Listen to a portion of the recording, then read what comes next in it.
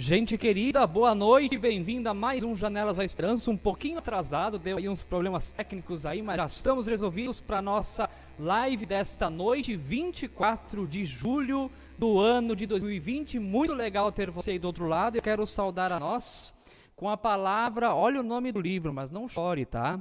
Lamentações, capítulo 3, verso 21. Não chore porque o versículo é bonito. Diz assim: quero trazer à memória o que pode me dar esperança. Quero trazer à memória o que pode me dar esperança.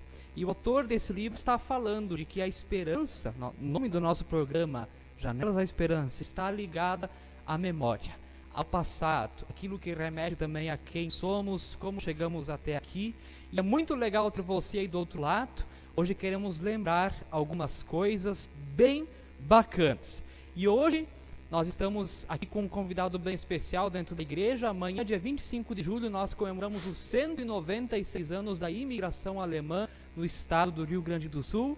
E quero convidar nós a enxergarmos agora também o nosso irmão, o Sérgio Michels, que também já está aí conosco. Boa noite, Sérgio. Boa noite. Muito legal te ter aí conosco. E vamos lá, temos bastante conversa aí para fazer também nessa noite. Deixa eu ler aqui alguns comentários que estão chegando aqui. Eu não sei se eu vou conseguir ler todos, tá? Porque às vezes aí somem alguns aqui, tá? Mas tá aqui a Vânia Dietrich dizendo boa noite, a Neliram boa noite, a Nilza Costa dizendo boa noite, pastor, e o Mar Zambarete boa noite, pastor, o Almiro Brandt boa noite, a Helene Klein boa noite a todos, também o Leonardo Nilson diz boa noite, pastor. Também a Nayara Chonel diz boa noite, o Elton Otto Morbach, outro professor de história, né? Elton também está aqui, diz boa noite, abençoada sexta-feira a todos. A Dora Oliveira, boa noite, pastor. A Mari Thaís Uete, boa noite. A Noeli Fetter está assistindo. A Márcia Maria Fuscarini também está aqui conosco. A Isabel Cristina do Amaral diz boa noite, William. E boa noite, diretor Sérgio. O Antônio Fabiana de Souza também diz aqui o seu boa noite a todos. Também a Solange Oliveira, boa noite, bom encontro para nós. A Marlene Reinheimer está assistindo, a Jussara Beatriz também está aqui, o Paulo Ricardo Miller, o Celso Stein também dá o seu boa noite a todos, o Marco Davi Miller também dá o boa noite a todos, o Antônio e a Fabiana de Souza, muito sabe o senhor Sérgio Ervino Michels, quem mais está aqui conosco? Vamos ver aqui, a Marlene Reinheimer também está dizendo aqui o seu boa noite. Acho que sumiu a imagem aí, né? Isso. Já vai aparecer a imagem dos dois para você, tá? Olha aí, ó, que legal. Agora sim, agora estão aí os dois, né? A dupla dinâmica, né? Estão aí também com você agora aparecendo os dois, né? Isso aí, gente. Quem sabe faz ao vivo. Olha aí, ó, que legal, né? Deixa eu ver qual foi o último que eu li aqui, né? O Ed Aires também tá aqui. A Ed Maria da Silva assistindo. A Naira Jonel, grande abraço aos garotos. O Ed Aires dizendo boa noite, a Jussara Beatriz Kunzel, boa noite, Eliana Hack também está assistindo, o Davi Lagos, o Sérgio Strasburger, boa noite, o Davi Lagos, boa noite, Deise Ribeiro, boa noite, minha mãe, a Imcartes, boa noite, William, bem-vindos ao Janelas da Esperança, agradecer a Deus por mais um ano de vida da Márcia, legal, minha irmã fazendo aniversário hoje, né? A Eliana Hack também, boa noite, o Ed Aires vai dizer, vai ser uma linda conversa, a Malene Lenner, boa noite a todos, o Davi Lagos, boa noite, Sérgio, abraço do Arthur Petri. O Ed Aires também disse sumiu, mas já estamos voltando aqui, né? Já vai voltar a imagem aí também para você, né? E o Darlene Ludwig também, boa noite de Canguçu. Então tem gente aí de Canguçu também. E você vai deixando aí o seu comentário. De repente hoje não sei se eu vou conseguir ler todos os comentários, porque aqui no Facebook do celular às vezes eles somem, tá? Mas deixa aí o seu comentário, compartilhe esse vídeo. Ali embaixo tem o botão compartilhar, você pode também levar essas janelas à esperança para as pessoas e hoje um pouquinho de história. Então mais uma vez, boa noite, Sérgio. Bem-vindo aqui ao nosso programa. Boa noite, pastor. Boa noite a todos que estão participando dessa programação, especialmente as pessoas da igreja e da escola, né? Que bacana, né? É isso aí. Muito legal ter o Sérgio aqui hoje. Eu vou pedir então para o Sérgio, para ele se apresentar. Para quem não conhece, tem gente aí também de outros lugares, para eles também conhecerem um pouco. Eu sei que é lá do Neuenwittenberg, né? O Neuenwittenberg. Bom, eu sou panambiense, uns 380 quilômetros daqui. Sou original da igreja evangélica e comecei a minha caminhada de professor no Colégio Evangélico Panambi, que faz parte dessa história, desse assunto que a gente vai abordar hoje à noite. Trabalhei lá por 8 anos e depois fui lentamente me descolando depois do mestrado, depois da pesquisa em história, especialmente da história de Neu-Württemberg, que é uma colônia diferente daqui, é uma colônia particular, igual a da tua terra lá, o Novo Xingu, Neuen Xingu, já. As duas foram colonizadas ali pelo Hermann Mayer, né? e o pastor Faulhaber, Isso. né? E então lentamente fui me descolando de lá e vindo para a região daqui do Vale dos Sinos. Um ano no Colégio Sinodal em São Leopoldo, e agora já estamos aí a caminho de 16 anos de Escola Duque e de Sapiranga. 16 anos já. 16 Quase anos. na maioridade já. Sim. Adolescente. Adolescente, isso aí. E o Sérgio, então, como era também o tema, né? Os contextos da imigração alemã no estado do Rio Grande do Sul. Temos aí muita história para contar, né? E o Sérgio, então, também é bem dessa área. Trouxemos alguém aqui que entende também do assunto. E Sérgio, eu vou começar perguntando assim, uma pergunta que eu tenho curiosidade.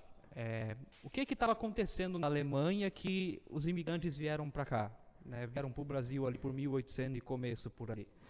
Olha, nós temos bastante coisa. Eu só queria destacar algumas coisas. Talvez você tivesse uma coragem não tão grande, né, e convidasse alguém mais especialista do que eu no assunto. Talvez o professor Martin Dreyer fosse o meu professor, né, foi orientador da minha dissertação de mestrado.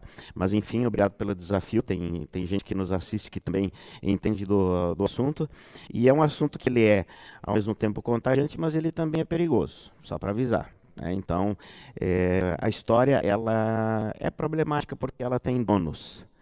E tem pessoas que vigiam ela e tem pessoas que fazem questão de silenciar alguns aspectos. Então, se alguma coisa não for abordada ou não do ponto de vista que de repente alguém da igreja ou da escola ou da própria história tenha assim conhecido, isso é normal. Só para a gente ter esse contexto. Outra questão que eu faço questão de ressaltar é que estamos há 4 anos dos 200 anos dessa imigração. Né? E isso é uma caminhada. Isso são 2 séculos. 2024 é logo ali. Né? No dia 25 então, de julho de 2024. Outra questão que eu queria deixar assim marcado, que a gente sempre tem fontes de informação. Nós temos muitas, né? Eu já mencionei o professor Martin, a gente tem a Facate aqui perto da gente que vem trabalhando bastante nessa pesquisa. Unicinos foi precursora antes, a Unijuí, da onde eu venho, também pesquisou bastante sobre isso. A própria editora Sinodal divulgou bastante coisa, mas existem alguns clássicos. Né? E um dos clássicos que eu tenho sempre comigo, são 2 volumes, é uma pesquisa de doutorado de um filho de um embaixador francês que vai defender lá na Sorbonne, na França, em 1950. E isso resultou em 2 volumes, a colonização alemã no Rio Grande do Sul, em torno de 900 páginas. Só para a gente também ter uma referência das fontes que a gente consulta. Né? Bom, contextos por isso mesmo. A gente nunca pode pensar que aquilo que está ao redor do umbigo da gente, da família da gente, da comunidade da gente, da cidade da gente, é tudo. Os contextos são mais amplos, né? E Europa? A Europa, naquela época, não só a Alemanha, a Europa é um barril de pólvora. O professor Eric Hobsbawm chama o período de 1789, o período em que termina ali a Revolução Francesa, até 1848, que ele chama de Primavera dos Povos, é o berço do nascimento da democracia. Né? Ele diz que esse é um período muito agitado, de muitas mudanças, além de muitas guerras e muita pobreza.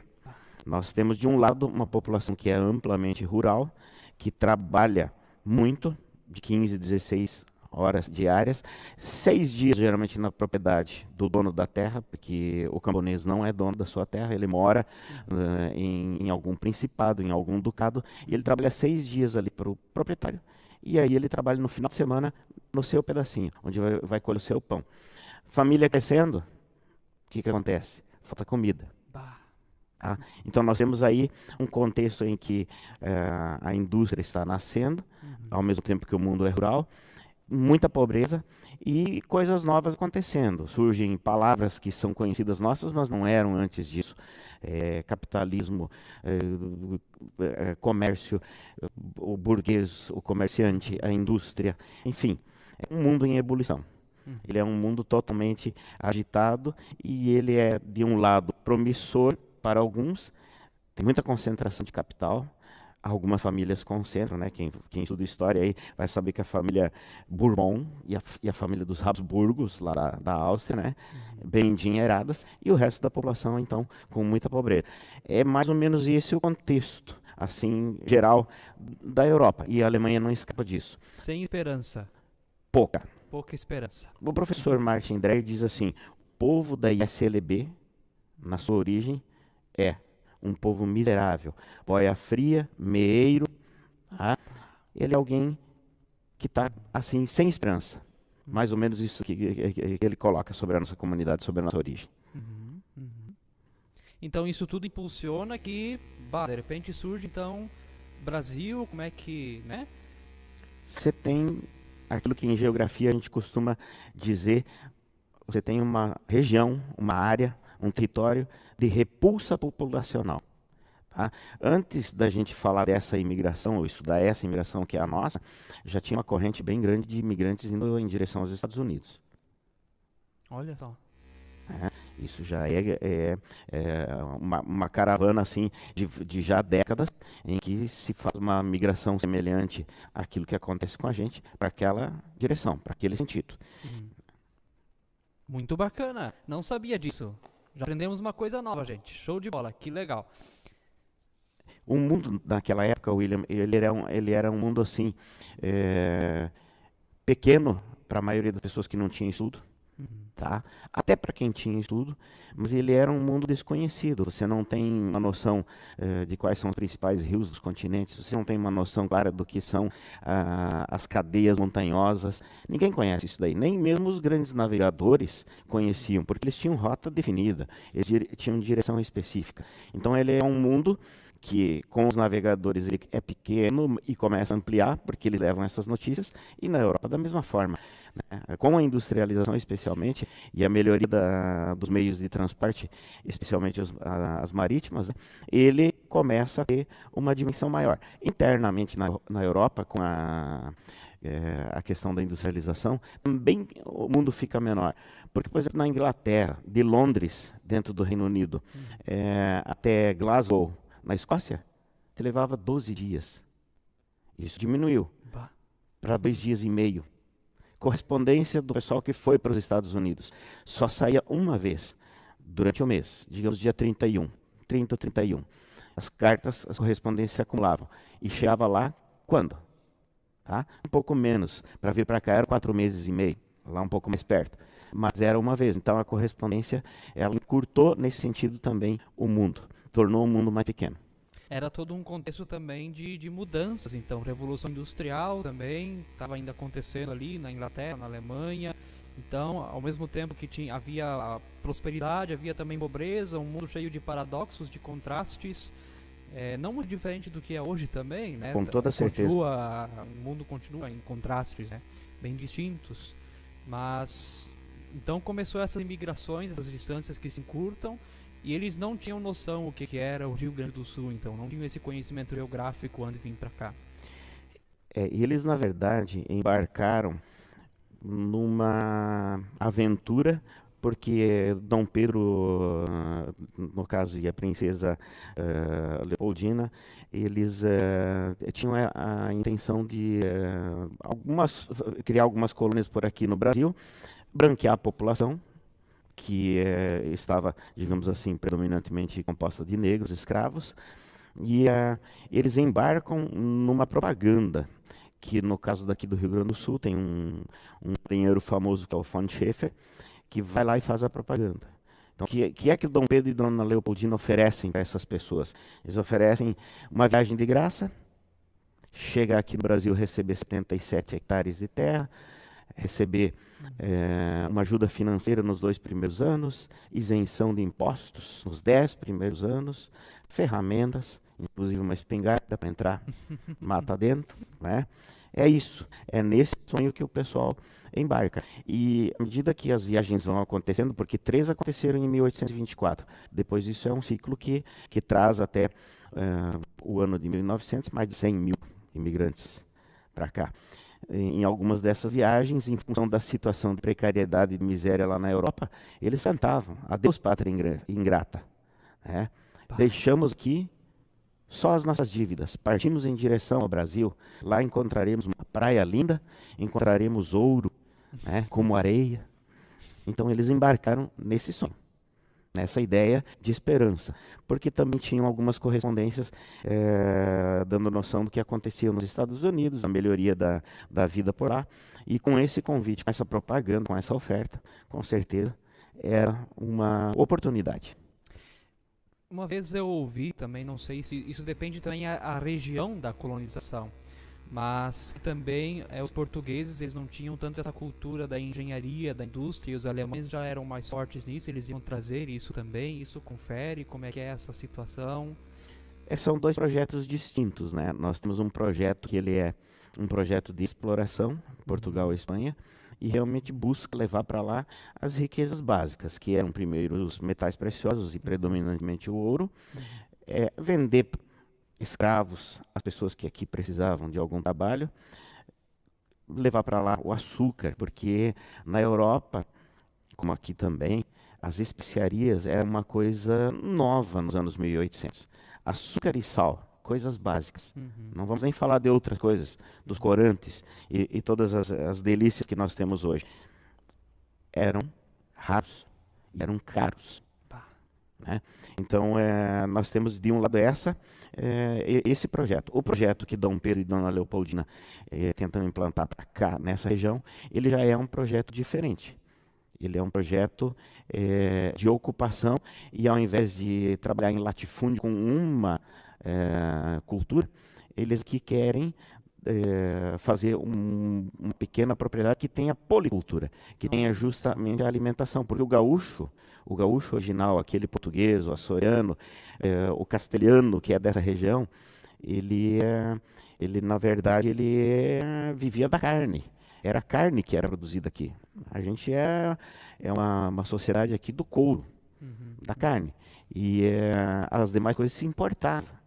Então, o agricultor alemão, sim, ele tinha, digamos assim, algumas características diferentes do português que veio para cá, e do escravo especificamente, porque lá já existiam, além dos agricultores, existiam os marceneiros, existiam ferreiros, existiam celeiros. Então, todas essas profissões, elas vinham juntos. Os Schmidt, os Schneider. Exatamente, sobrenomes dando ali, no caso, a ideia mais ou menos que eram as profissões. Vamos ver deixa eu buscar aqui o que o professor Lúcio fala sobre a questão das pessoas que vieram para cá. Vamos ver aqui se nós conseguimos achar aqui a descrição que ele fez. Origem primeiro. As pessoas vieram da Prússia, vieram de Oldenburg, vieram de Hessen, Bavária, Württemberg tinha, Hamburgo e a Hannover. Aí tinha os Miller, os Kautzmann, os Hohlweiler, os Brenner, Hack, Michel, não era Michels, Marmit. Então, da galera que veio, a primeira, para cá, falando aqui agora de Sapiranga, 42 lavradores, 6 carpinteiros, 1 ourives, 1 serralheiro, 1 alfaiate, 1 músico, 6 sapateiros, 1 marceneiro, 1 pedreiro, 5 jornaleiros, 1 criada, 1 oleiro, tijolos, 1 carreteiro, fabricador de carretas, 1 tanoeiro, 2 curtidores, 1 ferreiro, 1 funileiro. E aí ele colocou não uma profissão, mas uma situação, uma viúva. A descrição do seu Lúcio. Tem até as estatísticas, então. Olha tem as estatísticas. Então, e a Alemanha, nesse sentido, fazendo o ping-pong da ida e volta, misturando os assuntos, a Alemanha, ela é diferente do resto da Europa num aspecto que é a educação, que eu acho que é uma coisa que a gente, no final, tem que mencionar sobre esses 196 anos de imigração. Na Alemanha, a escola, ela a partir dos anos 1700, ela é uma obrigação. E é na Prússia que a coisa começa. O rei Frederico lá, ele obriga, né? A criança vai para a escola. Isso em 1750. Isso no Brasil, tá? Foi posto, digamos assim, depois de 1850, para valer de verdade mesmo, em 1970. isso são 200 e tantos anos. Então, isso de um lado, a leitura, tá? A escrita, e de outro lado, a Realschule, que é uma experiência da Alemanha, em que lá no ensino médio o pessoal decide ou vai para a universidade, vai para o curso técnico, ela já é dos anos 1800 na Alemanha. É uma iniciativa da Prússia. Então temos algumas coisas nesse sentido. Fora o fato de que a Alemanha, ela é, dentro dos seus condados e principados, é um aglomerado de pequenos aldeamentos, onde tudo que se fazia era produzido por eles. Então a gente vê nos filmes a questão das espadas, tudo isso existe por lá, os arreios, o cavalo é comum. Então tem todas essas profissões, mesmo que elas fossem profissões valorizadas, desvalorizadas, e que as pessoas com essas profissões passassem necessidade e fossem pobres. É uma diferença. Isso tem até um pouco a ver ali com aquilo que o Max Weber vai trazer, né? De que a partir da reforma também o trabalho é visto como vocação, como maneira de servir a Deus por meio do próximo, né? Então, isso tá ali também, esse aperfeiçoamento que as pessoas vão ter no seu trabalho, né? Na técnica. E agora, então a gente sabe esse povo, quem é que veio, mas essa viagem também não é uma viagem tão fácil. Acho que teve muitas perdas também na viagem. Sempre, sempre. No começo, esse pessoal vem isolado, não vem acompanhado de nenhuma instituição, não tem escola e não tem igreja que acompanha, então vai ter velório no navio, vai ter corpo que vai ser jogado no mar, as pessoas chegam com uma alimentação precária. Durante a viagem, elas chegam desidratadas e elas também contagiam algumas doenças nesses navios, né? A gente sabe que a grande gripe espanhola foi navio, né? Então, a grande peste negra, da parte mais antiga da Idade Média, navios. Então, os navios eram nesse sentido, como em geral todas as casas. As casas lá, elas eram precárias, e isso nos navios continuava, era uma tensão. Não existia banheiro. Nossa. Então era muito comum no aglomerado onde tinha mais famílias, mais casas juntas, sentar na janela e janela para fora, né? E ali passavam, então, as pessoas descalças, passavam os animais, desde os animais de trabalho, quanto os cachorros, os gatos e também os nobres ratos, e isso então nos navios. É uma viagem difícil nesse sentido. Fora o fato de que chegam aqui então num ambiente que é mais quente, mais úmido e com novas doenças. Então é uma trajetória difícil, sim, com perdas. Bem complicado, bastante desafio. Até esses dias estava pensando, essa questão da viagem, né? Ela tem conexão com hoje, onde também, por exemplo, quando acontecia uma morte, né, que o sepultamento não era feito da maneira como se havia o costume, né? Hoje também a gente está nessa realidade diferente, né? Tava pensando em fazendo algumas conexões meio loucas, como às vezes eu faço, né? Mas, de fato, era uma viagem, e para quem passava o luto nessa viagem, era um desafio a mais, era complicado, né? Não ter nenhum sepultamento digno, e chegar num lugar desconhecido, não sabe nem direito como falou, era úmido, enfim, né? Então é uma coisa assim quase inimaginável para nós, assim, o que eles passaram nessas viagens, né? Essas perdas e essa viagem complicada, ela vai fazer com que esse pessoal que não veio acompanhado, digamos, de instituições, ele comece um tripé social interessante, que é característico da colonização alemã aqui.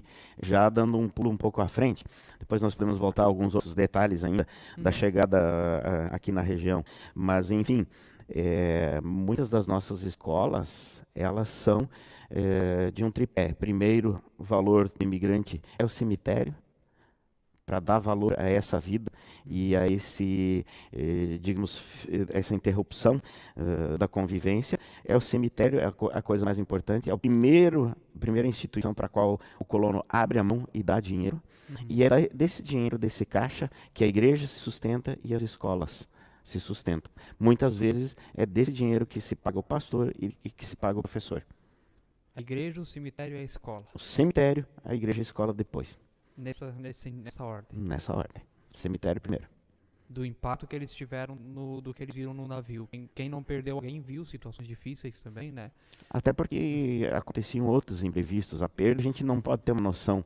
Talvez na pandemia a gente compreenda isso um pouco, olhando assim que tem cemitérios coletivos, tem pessoas que não podem ver seu ente porque faleceu e vai direto para um cemitério coletivo, até uma espécie de vala, parece uma coisa assim meio de guerra, né? Talvez a gente entenda isso um pouco, mas para eles haviam outros incidentes. Você tem pessoas que ficam por lá. E às vezes até, como no caso do meu tataravô. No caso do meu tataravô, ele estava por partir de Hamburgo, faltavam 4 horas, e a minha tataravó grávida, então queria buscar alguma coisa na cidade, pediu licença ao comandante do navio, ele permitiu, e disse, faltam 3 horas. E ela foi tranquila. Passou 1 hora, ele deu o toque de embarcar, meu tataravô disse, e aí, como é que fica? O senhor prometeu. Disse, não se preocupa, a próxima viagem vai chegar lá no Rio de Janeiro igual, você vai ter que ficar esperando. Né? E aí o que acontece? Ele vem e depois a passagem não vale. Então ela fica para trás. Tá? E aí ele vem para a região de Lajeado, ele fica sozinho, ele junta algum dinheiro na precariedade da vida dele, e aí quando ele tem esse dinheiro para mandar para ela, entra um amigo da onça na jogada e diz, eu levo para ti. E ele paga algumas dívidas com esse dinheiro, e o dinheiro não chega. Mas olha só. Tá? Então, o drama é maior ainda porque o dinheiro só chega na segunda vez, e quando ela chega, então, nessa brincadeira de Rio de Janeiro, Porto Alegre, na região do Vale do Taquari, ela fica numa hospedaria, a criança já tem 2 anos, e ele, então, já tinha um cavalo, e ele, quando chegou, ele encontrou a criança morta porque ela foi atropelada pela carroça de um caixeiro viajante que estava por lá. Então essas coisas a gente não tem a dimensão, a dor desse pessoal. É uma coisa assim que não é da nossa rotina. Coisas aí pesadas que com certeza marcaram aí o pessoal que chegou aí, né? Bom, depois eu vou lembrar uma frase do Lúcio Fleck sobre isso também, mas eu vou guardar ela mais pro final, né? Uma frase dele desse livro aqui que tu me deu, né? O Sereis Minhas Testemunhas. Isso. Tô lendo ainda, né? Já tá quase na metade. Tem uma frase ali muito boa, lá no final eu vou lembrar, né? Então, viagem difícil, a gente já sabe também a motivação da saída lá da Alemanha, a proposta de vir pro Brasil e a chegada, então. 1824, 25 de julho, São Leopoldo. Todas aquelas promessas maravilhosas dos 77 hectares, vai ter um boi, uma vaca, vai ter um cavalo, vai ter ferramentas, etc e tal. E aí então, Dom Pedro e Dona Leopoldina no Rio de Janeiro, aqui com certeza a coisa não foi bem vista, porque eram intrusos. Estavam chegando num território que mesmo não utilizado, por exemplo, toda a mata que existia, ela era inaproveitada. O gaúcho não abria mata. Tudo isso era inaproveitado. Bom, aí ele chega, ele não recebe, ele, na verdade, cai ali no Rio dos Sinos, onde fica a prefeitura, e onde fica o busto da homenagem ali em São Leopoldo, mas ele vai lá para Hamburgo Velho, na linha Cânhamo. É lá que ele fica para esperar o seu deslocamento. E aí ele percebe então que não é verdade, e ele começa a plantar ao redor, porque o gaúcho local, nem mesmo na parte do campo e nos arredores, ele não era muito acostumado. É basicamente o trato do gado, e nem isso muito porque o gado era, digamos assim, solto ao pasto, nos campos. Então é o azevenho, o gramado, é a parte normal do trato do gado. Então ele começa por ali, até que ele perceba que ele não está destinado ainda ao seu local. E as coisas vão se resolvendo devagar. Chega no primeiro ano, chega alguém que vai ser muito importante para ajudar esse pessoal que fica ali meio abandonado e sem ter cumprido as promessas que recebeu, que é o Daniel Hillebrand. Ele falava fluentemente o português. Então ele logo se aproximou das pessoas, fez o meio de campo, e ele conseguiu então com os subcomandantes de Porto Alegre negociar e ir destinando o pessoal às suas áreas. Ele foi muito importante nesse sentido. Ele também era médico. Olha só. Então ele foi muito útil tanto aos colonos quanto aos nativos, se assim podemos chamá-los. E aí vem, então, lentamente a destinação. Vem a destinação para as colônias. O pessoal vai vindo, então, de São Leopoldo para Novo Hamburgo, Campo Bom, para toda essa parte, e encontra, então, a mata. E aí ele começa a fazer aquilo que vai ser denominado de picada. Ele vai criando seu espaço, vai abrindo uma clareira. A primeira coisa que ele faz é achar 4 árvores não muito grossas para poder fincar no chão, colocar algumas travessas e umas folhas de coqueiro ou qualquer outra folha para fazer cobertura. Esse é o seu rancho, é a sua casa. Se a coisa ficasse meio perigosa, como eu mencionei meu tataravô, uma casa em cima de uma árvore alta, para a onça e as cobras não chegarem. Mas é assim que é o começo. Então ele vai abrindo, ele faz esse espaço e aí ele começa a plantar.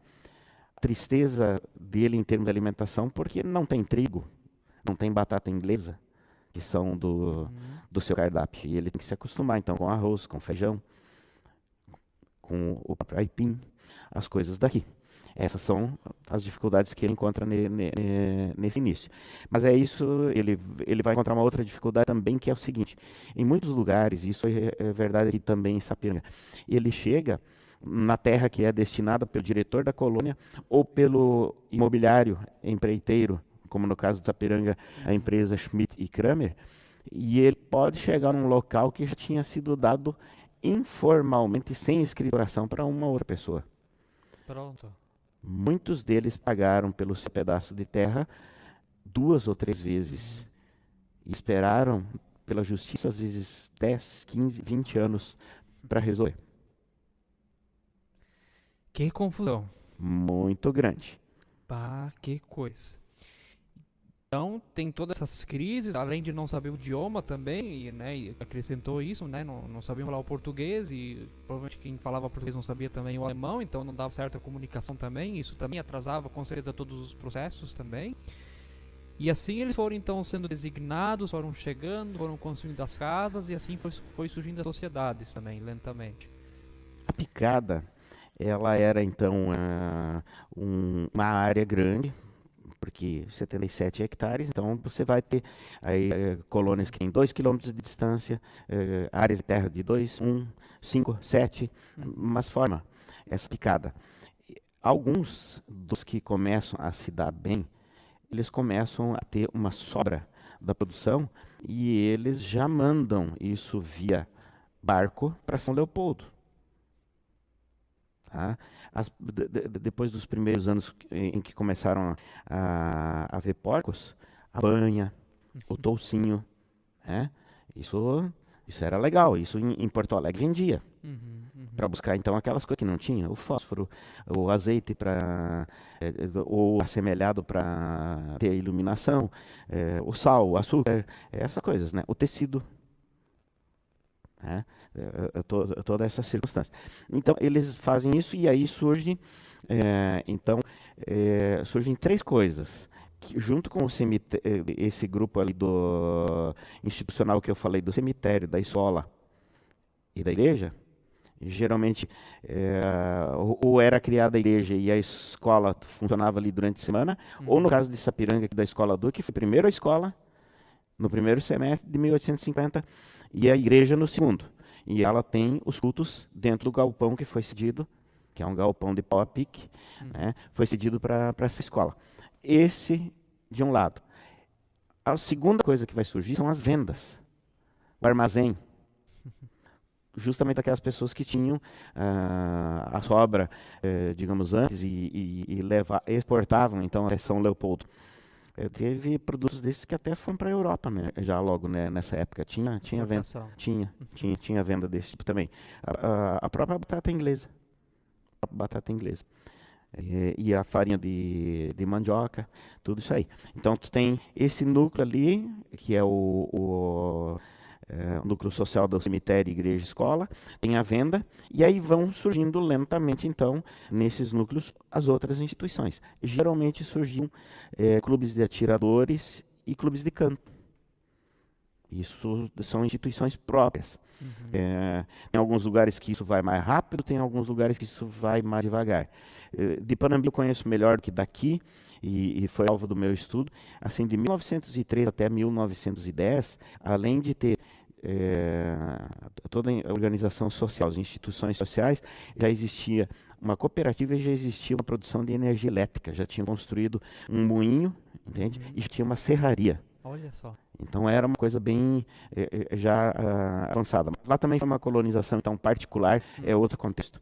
Uhum. Então é isso, é assim que Picada vai se organizando. E é nesse contexto que ela, então, de um lado, ela se firma e se organiza e cria uma identidade local, mas, por outro lado, ela também, pelo fato de entrar numa terra de alguém que diz, opa, esse é meu.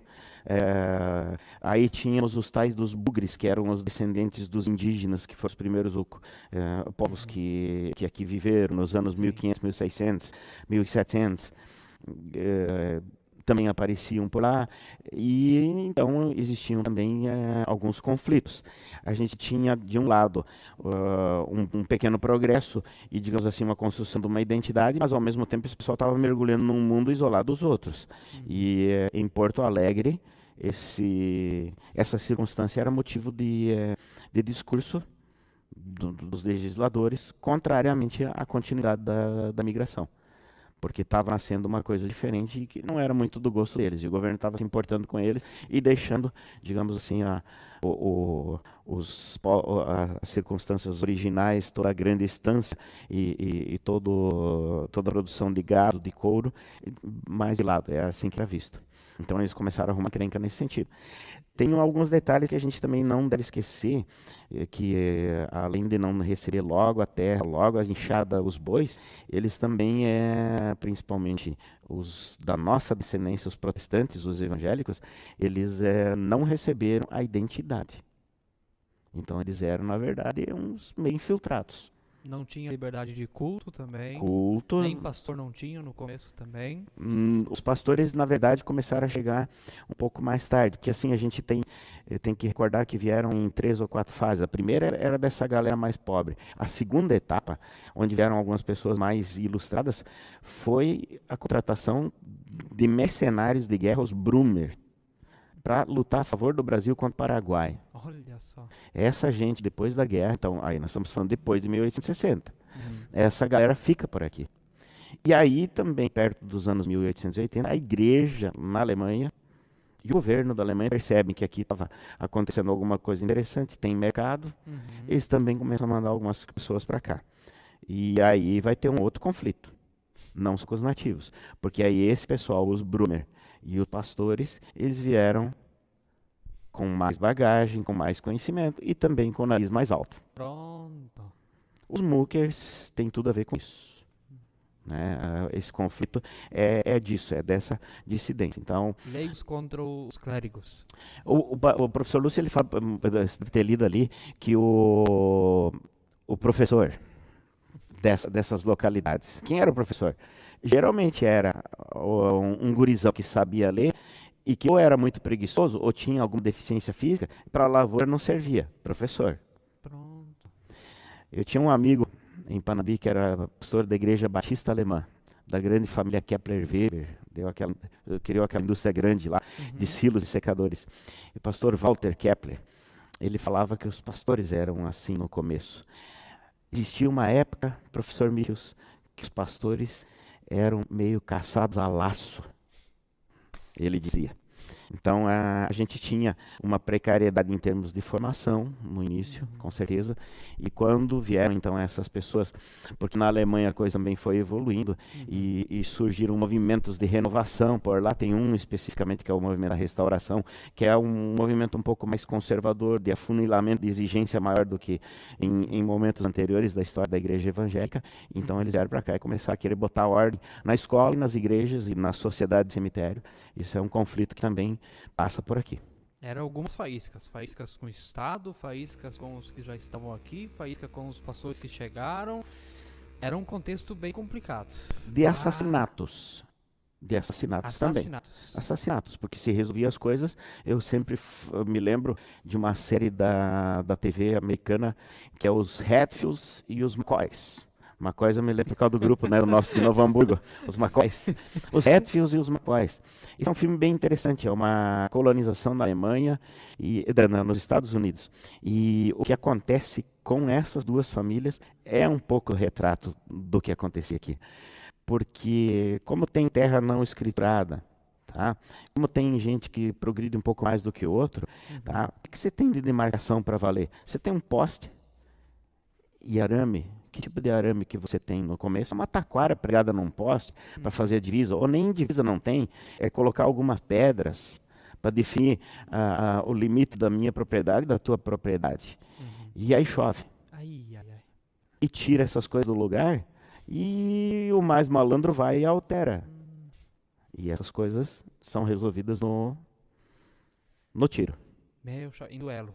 em duelo, né? Pá. E a gente deve lembrar que, assim como eu falei dos Brumers, aqui no Rio Grande do Sul, o Rio Grande do Sul, o gaúcho, falei da parte econômica, mas o gaúcho em si, ele é, como identidade, ele é forjado nas guerras.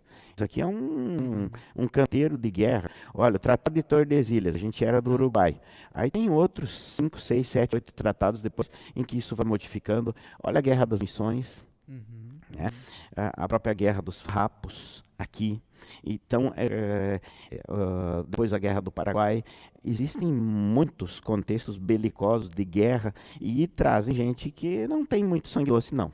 Panela de pressão. Bom, isso com certeza. Isso era assim, era dessa Isso era forma, uma panela de pressão. né? Eu fico pensando, não sei se é muito da tua área, mas devia haver também conflitos entre o próprio Dom Pedro e Leopoldina, porque ela tinha ascendência austríaca também, né? Ah, com certeza. Então, certo, o casal também brigava muito em casa por causa disso também, porque ela também tá junto ali, né, para trazer os imigrantes, né, que ela conhecia também, né? E no fim dá esses problemas todos, esses conflitos todos. Ela não é portuguesa. A corte, a corte é portuguesa. Lógico que ela traz, se a gente for olhar no Rio de Janeiro, enquanto capital, tem algumas coisas interessantes, como o próprio Jardim Botânico, lá no Rio de Janeiro. Isso é um pouco do que a princesa traz, de pessoas com alguma ciência, com alguma cultura, algum conhecimento. Mas a corte é portuguesa, com certeza, isso não era nada. Não era nada amistoso e ela não era nada bem vista nesse sentido. Embora o seu Lúcio, o professor Lúcio, fosse apaixonado por ela, né? A fada madrinha, na saga do Vale, ele apelida ela assim, né? A protetora daqui, das pessoas que vinham para cá. E sempre intercedia a favor. E em alguns momentos em que ele esteve fora, nessas guerras, e em algumas delas, ele foi. Ele foi em direção a essas guerras, resolver conflitos, né, que existiam. O Brasil todo tinha alguns conflitos. Então ele foi ao Nordeste, ele veio ao Sul. Então ele ficou alguns anos fora. Então, evidentemente que lá no Rio de Janeiro a coisa pegava fogo. Apertava. Outra panela de pressão. Com certeza. Mas ela teve, pelo que o professor Lúcio coloca ali, isso não é muito minha praia. Mas ela teve um bom relacionamento com o tal do José Bonifácio. Então tem algumas coisas em termos de constituição e tal, e encaminhamentos dentro do Império que são, digamos assim, considerados de ajuda, de auxílio e de iniciativa dela. Acho que um dos grandes, se não o maior impacto que esses imigrantes tiveram, por exemplo, aqui no Rio Grande do Sul, foi justamente na área da educação. Acho que é importante comentar isso um pouco, né? Comentasse ali, então, vem o professor e começam a se criar escolas, e chegamos até, agora não sei bem certo o número, 200 escolas, quanto que eram mesmo, 500, não sei bem certo esse número, mas foi um negócio assim, grande. Para não perder uma coisa interessante, já que a gente falou desse contexto belicoso, e aí vamos entrar para a educação. O professor Martin fala do silêncio da história. Logo no início, 1825, a Prússia mandou 400 presidiários para cá, como os Estados Unidos andou fazendo, a Inglaterra andou fazendo com a Austrália. Então, para entender também um pouco do contexto das razões, das crises, das encrencas e de resolver as coisas meio faca na bota. Sim. Escolas. Muito bem. Vamos falar um pouquinho de escolas. Os dados são bastante interessantes. Nós chegamos a aqui, somando nós evangélicos, os católicos e as escolas mistas, nós chegamos a 1.200 escolas. Tá? Já somando também as escolas da Serra, de origem italiana, 1.200. Tá? Mas, enfim, as evangélicas daqui, do Rio Grande do Sul, tá? Quase 600. 600. Quase 600 escolas. Isso até o ano de 1937, 38. Aí que a coisa começa a modificar.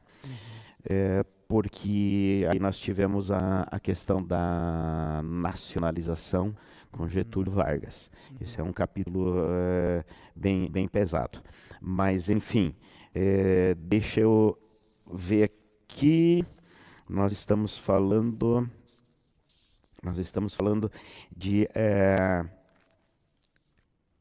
escolas em 1849. Vamos por etapa. 80, com 3.571 alunos. 25 anos. Olha só. Panambi tinha 8. Num determinado momento, chegou a 11. Aqui nós tivemos várias, mas a Escola Duque tem aqui no bairro Amaral, tem uma filial, que é uma incógnita, de 1925 até 37, por aí, e aí são pouquíssimas informações, pouco explorado, o professor Lúcio não explorou, mas eram 2 pelo menos. E aí a gente teve as outras, teve lá na São Jacó, teve na Bela Rua, todas as picadas, Picada Verão, são diversas no contexto. Vamos falar só da nossa escola. 1873,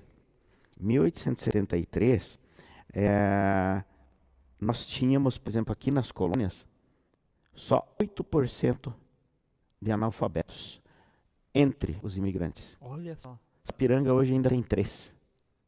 E muitos municípios do Brasil têm taxas parecidas com essa. Então, é precário, é pouco, é básico, é uma coisa de nível hoje, digamos, de terceira série, terceiro ano, quarto ano no máximo, para a maioria deles. Mas isso. Tá? E nós chegamos, então, em 1886, a 100 escolas com 7.400 alunos já. Aquelas 1.000 e tantas escolas, tá? das quais 500 e tantas eram evangélicas, já as 500 e tantas já tinham perto da quantidade de alunos que a rede sinodal tem hoje com suas 41 escolas. Olha só. Hoje nós temos aqui, nessas 41 escolas, nós devemos ter na faixa de 35 mil alunos. Eles já tinham isso em 1937. Lógico que com essa quantidade grande, mais que 10 vezes mais do que hoje a quantidade de escolas.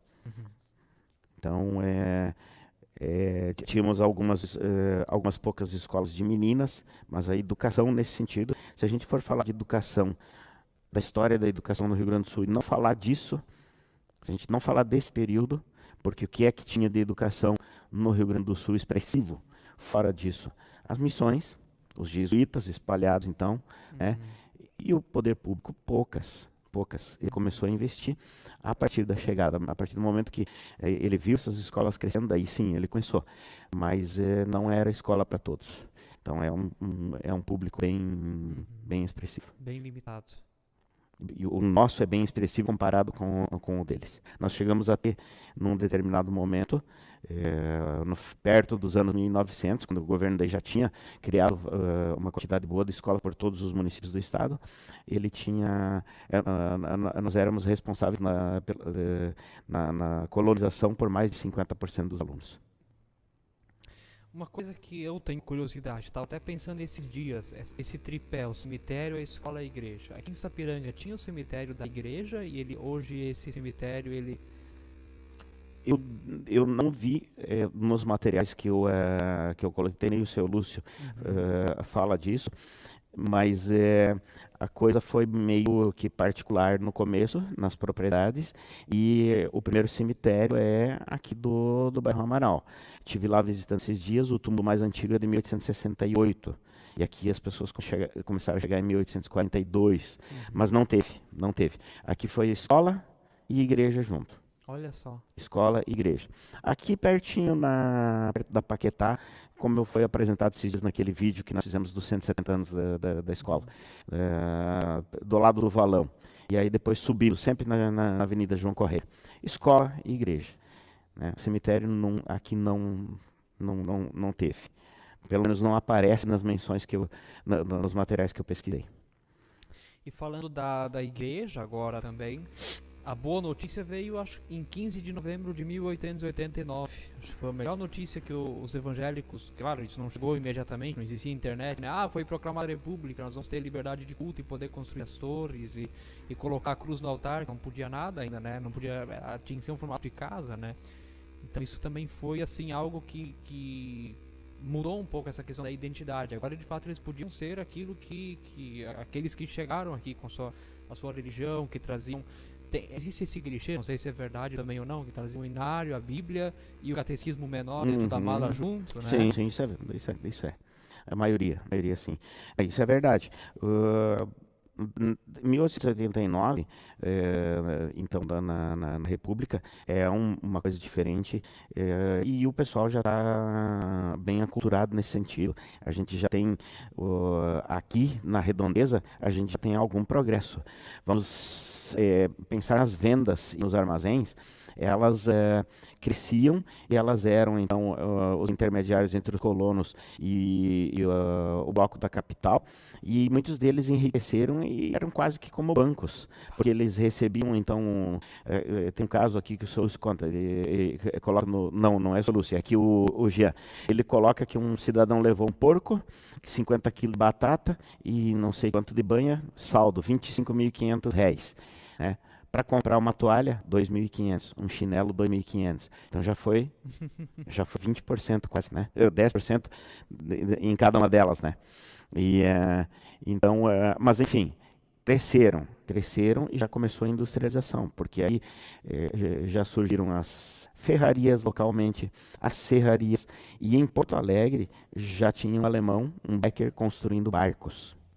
Tá? Que faziam então o trajeto de Porto Alegre até São Leopoldo, e de Porto Alegre a Taquari, depois também até aqui, nós éramos São Leopoldo naquela época, vindo até aqui. Num determinado momento era só até ali onde hoje está o núcleo urbano de São Leopoldo, mas depois ele veio descendo até Taquara. E o Brasil também, nessa época, já entra na parte da ferrovia, e o Rio Grande do Sul começa a ter digamos, uma expressão da ferrovia chega até aqui. Então, já é diferente. O cidadão alemão, ele passa a ser chamado de teuto-brasileiro. Tá? Ele realmente passa a ser cidadão. Os primeiros, aqueles, eu esqueci de fazer referência, os primeiros que vieram de 24 até 1824 até 1846, são 22 anos sem identidade. Quem resolveu isso foi Duque de Caxias. Esse é o motivo do nome da escola. Bah, não sabia isso. Sim, isso verifiquei agora nas pesquisas, porque Caxias, então, ele foi uma pessoa que conversou com o Hillebrand, e o Hillebrand colocou isso. O Hillebrand, ele oferece, que dos alemães da região de São Leopoldo, ele oferece 500 soldados para o Império para lutar contra os farrapos. 500 alemães. Tive uma outra encrenca antes que ele já tinha oferecido 200. Então ele vira o diretor e ele passa essa demanda para o Caxias vai para o Rio de Janeiro, e aí vem um decreto municipal, vem uma ordem de execução de um decreto local municipal, e aí vem a identidade. Então, quando vem a fase crítica da nacionalização do século XX, algumas coisas acontecem. Primeiro, param-se as aulas em alemão, tira-se o diretor, que só sabe falar em língua alemã, e muda-se o nome da escola. E então, para agradar as autoridades locais, se escolheu algum patrono. Panambi escolheu um literário lá, Tobias Barreto, tem vários nesse sentido, mas Escola Duque de Caxias foi isso, essa memória e dessa conversa que circulava, uma pequena gratidão a Caxias, que resolveu esse abacaxi de 20 anos de imigrantes que vieram e não tinham a identidade, e ele conseguiu resolver esse pequeno problema para eles. Antes era simplesmente o nome Escola Evangélica, Evangelische Schule, ou... Nós tínhamos aqui, por exemplo, em Sapiranga, geralmente era Deutsche Verein, Schule, Associação Escolar Alemã. Depois o evangélico, em alguns lugares, ele já começou logo, como o Panambi, mas aí nós estamos falando de 1903. Aqui primeiro foi uma associação de pais, né? Aqui era o Vereinschule. Depois ele virou Deutsche Vereinschule.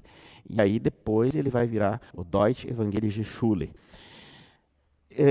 O primeiro prédio da escola, o primeiro prédio mesmo, o primeiro aqui embaixo era um galpão, onde a igreja e a escola funcionavam.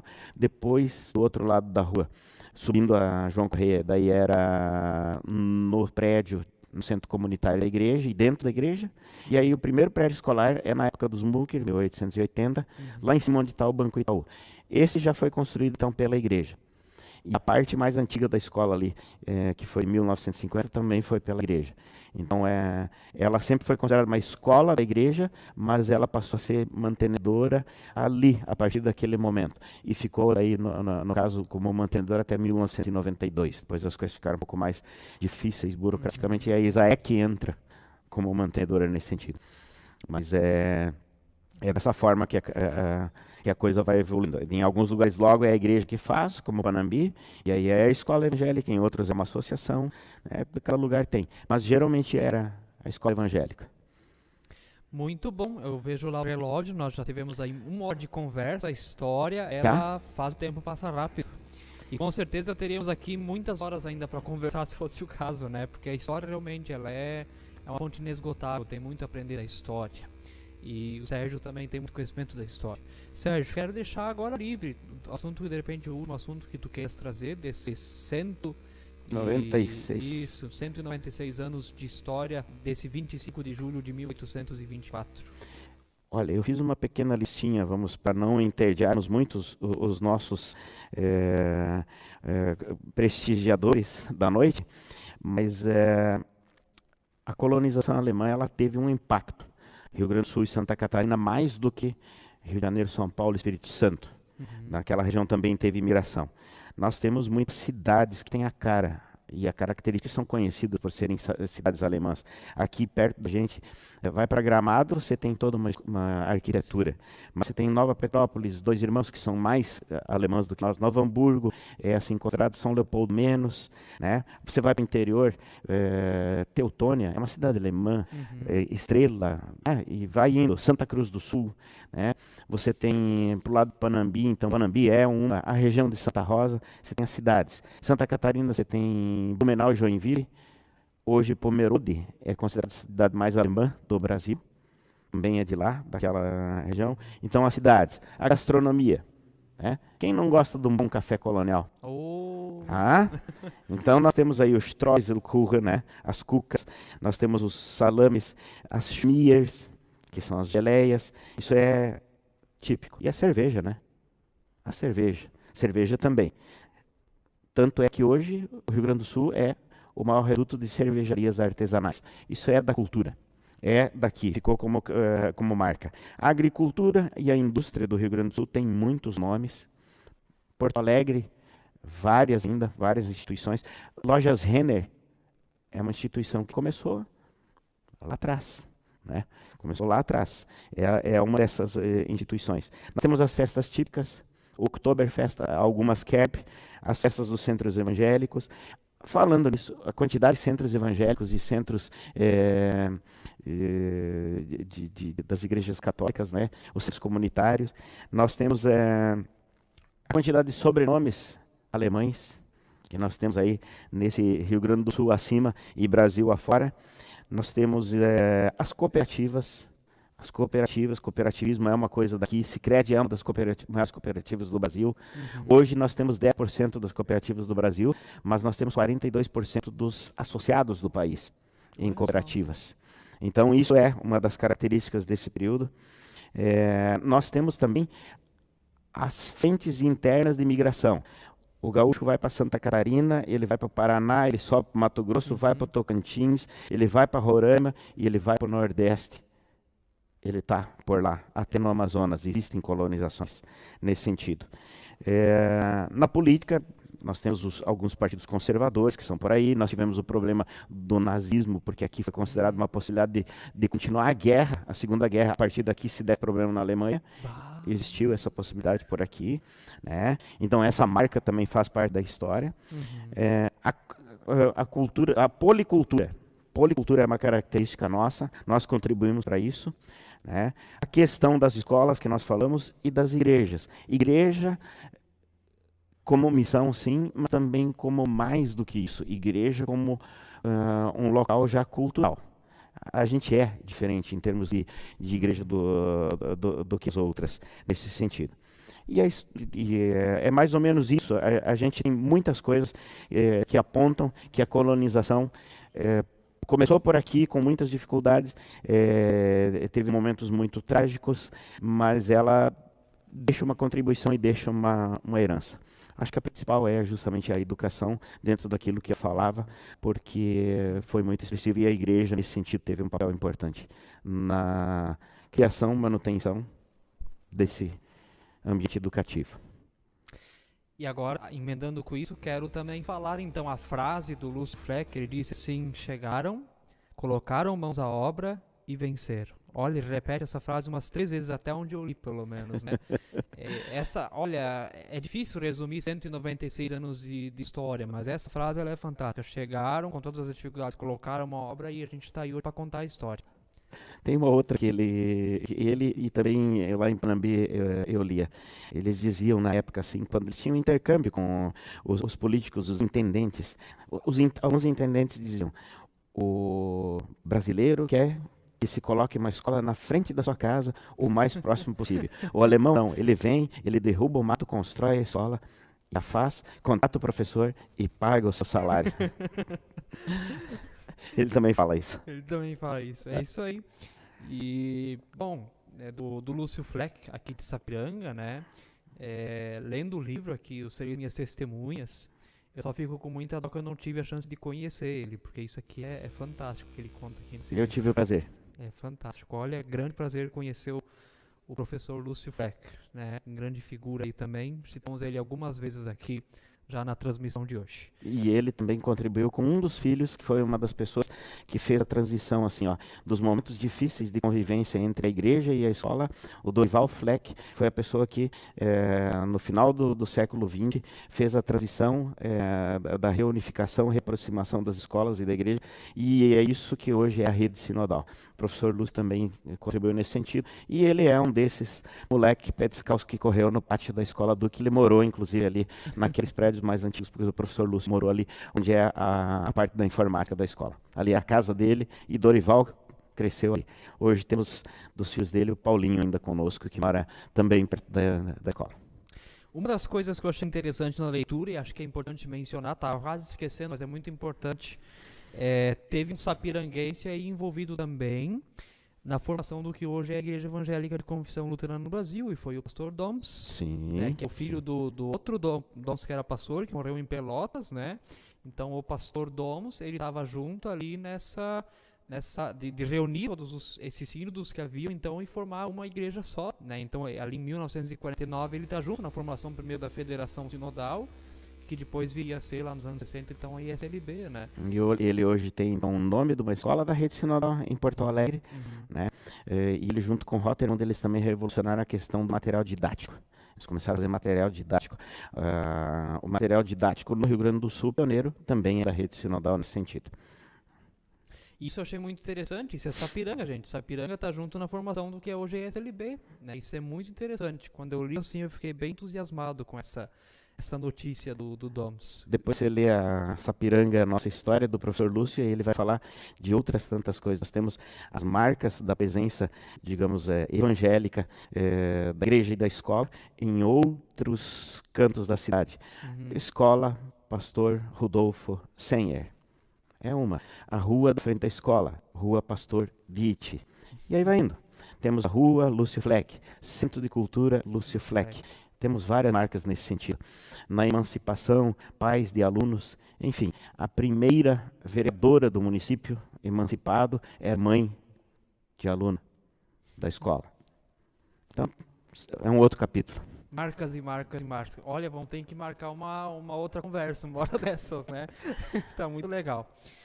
Mas, enfim, nós já tivemos aí 1h10, 1h12 aí de conversa. Eu quero agradecer muito o Sérgio pelo tempo, pela presença aqui. E nós oramos, desejamos também um abençoado trabalho no Colégio Duque de Caxias, também na busca da história, né? Trazer à memória o que pode trazer esperança.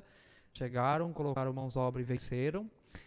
Agradecemos teu tempo aqui nessa noite, agradecemos você que está aí do outro lado, que assistiu a gente, e aprendemos tanto. Nossa, foi uma coisa assim, se eu aqui eu aprendi tanta coisa nova, tanto detalhe que eu não sabia, mas você aí do outro lado com certeza também. Semana que vem temos mais um Janelas da Esperança, participação da pastora Ira Iures, lá da região sul do Rio Grande do Sul, Santa Maria, só não sei se é uma cidade, é um pedaço de Pelotas, mas não é a cidade de Santa Maria lá no centro, acho que é um bairro, uma localidade de Pelotas.